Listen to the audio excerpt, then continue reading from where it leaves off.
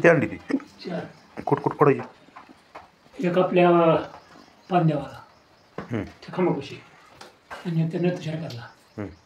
नतुशार करून माघारी यायचं आणि इथून पुन्हा गाडी घेऊन थोडं त्या शेरवटी खाली जायचं आणि शेरवटी खाली पडायचं. लक्ष्मीबाई इथं मान्याची इथं इकडे पाणी बी नाही आम्ही जायला येत नाही.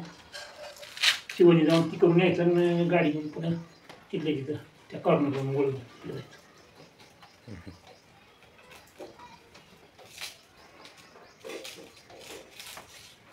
तीन घेऊन जायचं मारलं पडले आले मला ते हां नदीला पाणी आले. आता इकडे आले का नाही काय माहित मसोबाकडं. पोळ्याचा सण संपूर्ण महाराष्ट्रात साजरा केला जातो. या दिवशी वर्षभर शेतकऱ्याच्या खांद्याला खांदा लावून काम करणाऱ्या बैलांची पूजा केली जाते. पोळा किंवा बैलपोळा हा श्रावण अमावस्या किंवा भाद्रपद अमावस्या या तिथीला प्रदेशानुसार साजरा करण्यात येणारा बैलांचा सण आहे. बैलांप्रती कृतज्ञता व्यक्त करणारा हा एक मराठी सण असून हा विशेषतः मराठवाडा आणि विदर्भात साजरा केला जातो. ज्यांच्याकडे शेती नाही ते मातीच्या बैलांची पूजा करतात. नागपंचमी, नारळी पौर्णिमा, रक्षाबंधन, गोकुळाष्टमी या सणांबरोबरच सरत्या श्रावणात पिठोरी अमावस्येला संपूर्ण महाराष्ट्रात साजरा केला जातो असा सर्जा राजाचा सण म्हणजेच बैलपोळा. चला, सणाबद्दल थोडक्यात माहिती झाली असेल तर आता नाला कसा पार करायचा हे आपण जरा थोडे डोकं लढवू. बघूया कसा नाला पार करता येईल आपल्याला, कारण सगळंच वाहून गेलेलं दिसायला लागलं. इथून छाती इतका तर खड्डा पडलेला आहे. नाला कसा पार करावा काहीतरी डोकं लढवलं पाहिजे. हे बघा, आता आपल्याला यांनी दाखवून दिलं आपल्या कुत्र्यावानी. असा उडी मारून पार करायचं म्हणता येत. आपल्याच्यानं जमल का? ट्राय करून बघूयात. हे बघा, दुसरा पण डेमो आपल्याला मिळालेला आहे कसा पार करायचा. सेम अशी उडी मारा म्हणता येत. ठीक आहे, बघू आपण उडी मारून एकदा जमतंय का आपल्याला पलीकडे जायला.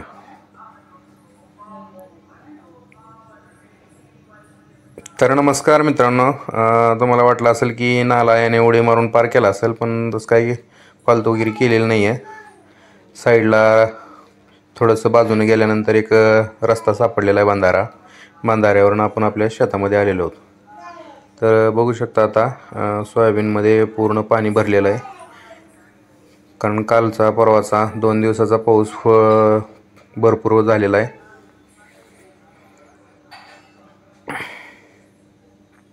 सगळ्या सोयाबीनमध्ये पाणी आहे. आता सध्या दिसत असेल तुम्हाला इकडे साईडला बघा, पूर्ण सोयाबीनमध्ये आपलं पाणी भरलेलं आहे. सगळ्या शेतामध्ये पाणी आहे आणि ही वाहतं पाणी आहे अजून पण. तुम्हाला थोडं पलीकडे जाऊन दाखवतो मी जरा. तर मित्रांनो, हे बघा, पूर्ण शेतामध्ये पाणी असं टाचोटाच भरलेलं आहे. सोयाबीनच्या अर्ध्यापर्यंत पाणी आहे. वाटतंय तेवढंही सोपं नाही, एकदम छातीत का खड्डा इथं. आणि ते पलीकडलं आपलं सोयाबीन आहे, त्याच्यामध्ये पाणी बघा किती असेल, अंदाजा लावू शकता.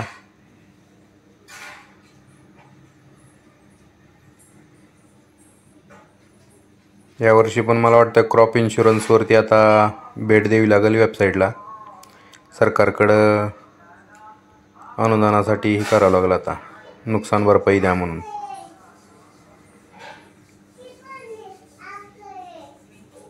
आणि आपल्या मोबाईलवरच क्रॉप इन्शुरन्स कसा भरायचा हे पण डेमो आपण लवकरात लवकर दाखवण्याचा प्रयत्न करू, जेणेकरून शेतकऱ्याचा वेळ आणि पैसा पण वाचेल.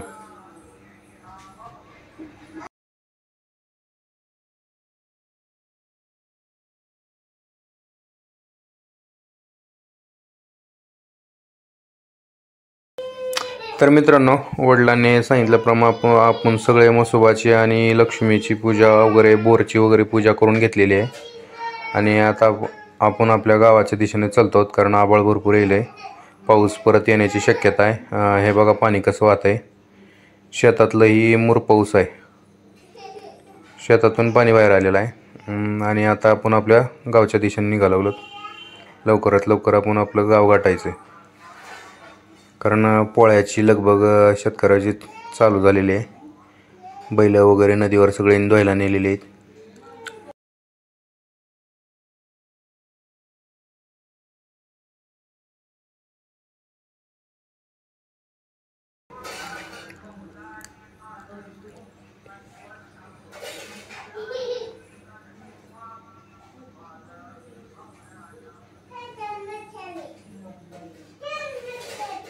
तर मित्रांनो, बघू शकता आपल्या गावच्या नदीला पाणी जे आलेलं आहे पावसामुळं, ते बघा. पहिलं रात्रीच्याला तर इथं मांडी इतकं पाणी होतं बोलते तर, आता जास्त नाही आहे, उतरलं आहे सगळं, थोडंसं पाणी आहे.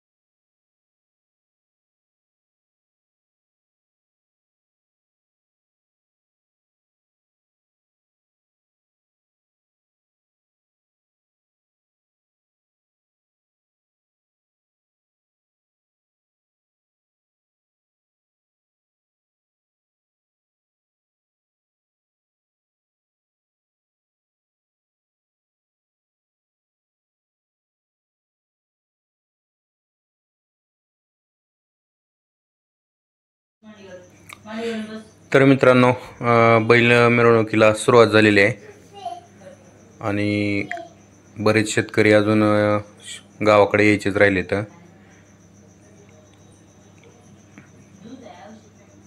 काही शेतकरी अजून गावाकडनं यायला लागले, तर काही जणांची मिरवणूक चालू आहे, गावफेरी असते पूर्ण.